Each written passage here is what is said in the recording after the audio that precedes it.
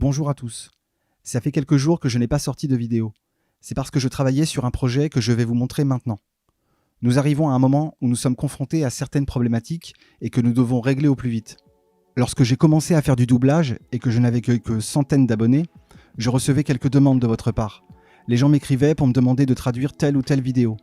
Et je leur répondais, dans la plupart des cas, mais souvent par la négative, car physiquement, je ne peux pas tout doubler. En fait, je ne peux même pas regarder toutes les vidéos que vous m'envoyez, car cela représente des centaines d'heures, et nous n'avons tous que 24 heures dans une journée. À présent, arrivé à plus de 35 000 abonnés, je reçois maintenant plusieurs dizaines de messages par jour me demandant de traduire une ou plusieurs vidéos. Littéralement des dizaines chaque jour. Que ce soit dans vos commentaires, par mail, sur Facebook ou encore via Twitter. Et c'est aujourd'hui devenu ingérable. C'est un gros problème que nous devons résoudre, car parmi ces vidéos, il y a des perles qui mériteraient d'être traduites rapidement, afin qu'elles soient disponibles pour tous. Et comme je vous ai dit, je ne peux même pas les regarder. Sinon j'y passerai mes journées, et je ne ferai plus de doublage. Faire du tri et sélectionner l'information prend énormément de temps. Alors, il faut que le tri se fasse autrement. Mais ce n'est pas le seul problème. Il est arrivé que certains d'entre nous, je parle de moi, de Miniver, de Jeune Traduction, Traduction et Réinformation, Mediaport, La Croix du Sud, etc., traduisent une vidéo pour rien, car un autre traducteur en avait déjà fait les sous-titres.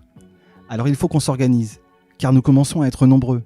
Et vous aussi qui regardez nos vidéos, commencez à être très nombreux, ce qui fait exploser les demandes. Seulement, lorsque l'un d'entre nous décide de traduire une vidéo, il ne peut pas se permettre d'aller voir sur toutes les chaînes, voir si la vidéo existe déjà. Cela lui prendrait des heures, ou bien contacter tout le monde en espérant que chacun réponde rapidement. C'est tout simplement trop fastidieux et très gourmand en temps. Et ce temps, nous préférons le mettre à profit de ce que nous sommes censés faire, c'est-à-dire du sous-titrage ou du doublage. Alors il faut optimiser tout ça.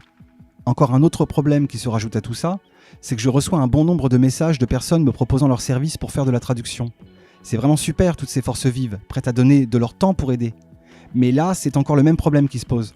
Je suis obligé de refuser la quasi-totalité de l'aide, car il y a bien plus de gens qui peuvent traduire que je ne peux doubler de vidéos. C'est un problème mathématique. Et je vous le dis, ça me fend vraiment le cœur de voir tout ce potentiel gâché. Alors nous devons absolument faire quelque chose, et vite. Alors je me suis posé et j'ai réfléchi. J'ai réfléchi à comment nous pouvions résoudre tous ces problèmes d'un seul coup, voire même comment nous pourrions tourner cette situation à notre avantage. Et j'y suis parvenu. La plateforme que je vais vous présenter maintenant nous permettra de rendre impossible le temps perdu, de réunir au même endroit toutes les demandes de traduction, de faire ressortir les vidéos intéressantes à traduire, et ce sera fait grâce à vous, de permettre la traduction de vidéos à partir de n'importe quelle langue, de permettre à des traducteurs ou des traductrices occasionnelles de pouvoir contribuer aux traductions, car vous savez, la plupart des personnes qui m'écrivent pour me proposer de traduire n'ont pas pour intention d'ouvrir une chaîne YouTube, mais pourtant elles ont du temps. Mais ce n'est pas tout. Cette plateforme permettra à des personnes comme Sylvano Trotta, Alexis Cossette, Léo des Décodeurs, André du Studio et j'en passe, d'obtenir en un temps record des vidéos sous-titrées ou doublées pour préparer leurs émissions.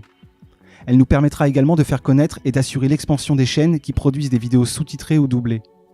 Et la petite cerise sur le gâteau, c'est que cette plateforme permettra à nos homologues du monde entier, c'est-à-dire à des traducteurs, des sous-titreurs ou des doubleurs espagnols, allemands, italiens, russes, finlandais ou chinois, peu importe, d'avoir accès au transcript des vidéos que nous traduisons. Le transcript, c'est le texte intégral d'une vidéo dans sa langue originale. C'est le point de départ de toute traduction. Quand vous avez le transcript, cela vous fait gagner des heures de travail.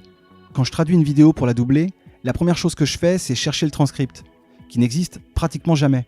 Et lorsque vous n'avez pas le transcript, vous devez extraire les sous-titres, les remettre en forme, car dans 90% des cas, ils sont sans ponctuation et ne peuvent donc pas être balancés tels quels dans un traducteur. Sinon, vous obtenez une bouillie indigeste. Tomber sur le transcript d'une vidéo pour un traducteur, c'est comme tomber sur le Saint Graal. Alors, sur la plateforme que je vais vous présenter, n'importe qui pourra télécharger les transcripts originaux, car ils existeront, tout simplement. Imaginez le nombre de doubleurs qui pourraient émerger grâce à cet outil. Ils n'auraient qu'à prendre les transcripts traduits en français et à s'enregistrer. Et il y a certainement d'autres conséquences bénéfiques que cette plateforme produira et auxquelles je n'ai même pas pensé. L'objectif final d'une telle plateforme sera de contribuer et permettre la récupération totale de l'appareil médiatique. Rien que ça. Car pensez-y, si les médias nous mentent, c'est parce qu'ils peuvent le faire. C'est parce que nous leur laissons le champ libre. Ils sont libres de mettre en lumière l'information qu'ils souhaitent. Ils sont libres de nous raconter ce qu'ils veulent concernant la réalité de ce qui se passe ailleurs et que nous ne pouvons pas constater de nos propres yeux, ou comprendre dans notre propre langue.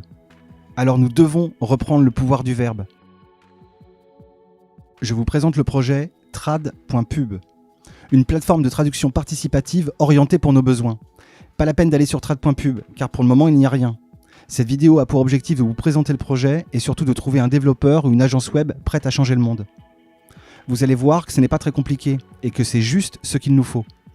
Ce que vous avez sous les yeux, c'est la page principale. Ici, vous avez la liste des vidéos les plus demandées et qui ne sont pas encore traduites. En haut, il s'agit de la vidéo qui a été le plus votée par la communauté. Car c'est vous qui votez. C'est vous qui, collectivement, faites ressortir l'information essentielle qui nécessite d'être traduite. Nous faisons économiser à tous des heures de recherche. Bien évidemment, vous ne pouvez voter qu'une seule fois par vidéo. Ici, dans cet exemple, c'est Léo des décodeurs qui a ajouté cette demande de traduction, certainement parce qu'il en a besoin pour un live à venir. Là, on peut voir que le transcript en anglais est déjà fait, mais aussi celui en français, et qu'il ne reste donc plus qu'à timecoder le tout pour produire des sous-titres. Là, ce sont des tags qui nous permettront de pouvoir chercher dans les vidéos. Vous pouvez voir qu'en dessous, la Croix du Sud a fait une demande de traduction, car visiblement, il projette d'en faire un doublage, et que tout ce qui est disponible pour le moment, ce sont les sous-titres en anglais, ce qui est déjà une bonne base. Je pense que vous commencez à comprendre le principe. Lorsqu'on clique sur une vidéo, on accède à la fiche détaillée de la vidéo. En dessous, il y a 4 colonnes. Le transcript original, le transcript traduit en français, les sous-titres dans la langue originale et enfin les sous-titres en français. En dessous, il y a un espace de discussion qui permettra à la communauté de signaler qu'ils sont en train de travailler sur un transcript ou un sous-titre. Et ce, afin d'éviter le travail en doublon et de faire perdre du temps à qui que ce soit. Regardez cette conversation et vous allez tout de suite comprendre la chaîne de production. À 14h37, Gentleman écrit « Cette vidéo est très demandée » et il indique « Je m'occupe du transcript en anglais ». Quelques minutes plus tard, il écrit « C'était plutôt rapide, voilà, c'est fait » et il a uploadé son transcript. Ce à quoi Alexandra répondra « Merci Gentleman, je vais faire la traduction, elle sera prête d'ici 1 heure je pense ». Elle upload son transcript et se rend compte qu'elle a fait une erreur. Et elle écrit « Oups, j'ai fait une petite erreur, mais c'est corrigé, je viens de mettre le nouveau transcript ». Ce à quoi Chaviro répond « Je me charge de transformer le transcript en sous-titres ». Quelques minutes plus tard, il écrit « Et voilà, c'est fait, il a uploadé ses sous-titres ». Quelques minutes plus tard, c'est Miniver1984, qui possède une chaîne YouTube sur laquelle il fait des sous-titres, qui prend le relais. Il écrit « Merci à tous pour votre travail, la vidéo sera sur ma chaîne dans moins d'1 heure ». Et un peu moins d'1 heure plus tard, il met la vidéo en ligne et écrit « Voici la vidéo sous-titrée, avec le lien ». Et voilà donc Léo des décodeurs qui se retrouve avec la vidéo qu'il a demandée, traduite et sous-titrée en un temps record. Ce serait pas magique d'avoir un tel outil ? Il s'agit du travail combiné de Gentleman, Alexandra, Chaviro, Miniver et Léo des décodeurs. Les tâches ont été divisées et rendues plus faciles pour chacun. Et regardez, n'importe qui peut télécharger les sous-titres. Ce qui était avant du temps perdu avec des doublons de vidéos sous-titrées sur des chaînes différentes ne pose maintenant plus aucun problème. Ce qui fait que cette vidéo peut maintenant se retrouver sur des dizaines de chaînes en très peu de temps. Si Jeanne Traduction veut mettre la vidéo sur sa chaîne avec les sous-titres, qu'elle le fasse. Et si Traduction et Réinformation souhaitent le faire également, alors qu'ils le fassent. Et c'est là tout l'intérêt.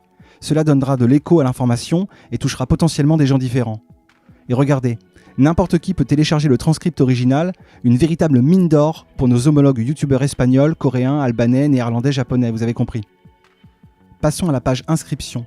Lorsque vous cliquez sur participer, 3 modes d'inscription vous sont proposés. Contributeur, traducteur ou vidéaste. Lorsque vous êtes contributeur, vous pouvez voter afin de faire remonter les vidéos dans la liste des demandes. Et vous pouvez bien sûr soumettre de nouvelles vidéos à la traduction. Lorsque vous êtes traducteur, vous pouvez faire comme les contributeurs, sauf que vous pouvez participer à l'écriture des transcripts ainsi que des traductions. Et enfin, lorsque vous êtes vidéaste, vous pouvez faire comme les contributeurs et les traducteurs, et nous verrons plus loin la petite différence. Pour l'inscription, pas besoin de plus d'informations qu'un pseudo et une adresse email, afin de vérifier que vous n'êtes pas un robot. Et pour l'inscription en tant que vidéaste, vous devrez renseigner l'URL de votre chaîne. Maintenant que vous êtes inscrit sur le site, vous pouvez soumettre une vidéo. Le formulaire est on ne peut plus simple. On met l'adresse de la vidéo, la langue d'origine, et enfin on renseigne 5 mots-clés différents en relation avec le contenu de la vidéo. Ces tags permettront la recherche. Lorsque vous cliquez sur Outils, vous trouvez une liste d'outils pratiques à destination des traducteurs et traductrices qui œuvreront sur la plateforme.